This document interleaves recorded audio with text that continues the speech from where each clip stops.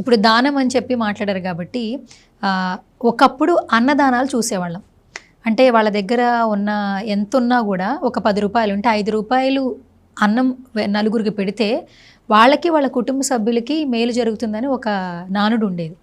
ఆ తర్వాత అవి కొంచెం తగ్గిపోయినాయి చెప్పాలంటే. ఎందుకంటే అన్నదాన సత్రాలు కావచ్చు అవన్నీ తగ్గిపోయినాయి.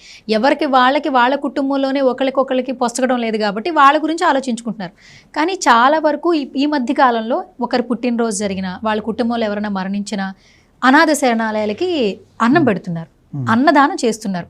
మన చేతి నుంచి ఒకరికి అన్నదానం రూపేణ ఒక 500 మందికో 1000 మందికో భోజనాలు పెట్టడం వల్ల, ఒక మాటలో చెప్పాలంటే అన్నదానం చేయడం వల్ల మనకి వ్యక్తిగతంగా జరిగే మంచి ఏంటి? నిజంగా అన్నదానం యొక్క ప్రాముఖ్యత ఏంటి? చాలా మంచి ప్రశ్న అడిగామని మాత్రం నేను మనస్ఫూర్తిగా చెబుతూ, ఈ ప్రశ్నకి సమాధానం ఏంటంటే, మనకి షోడ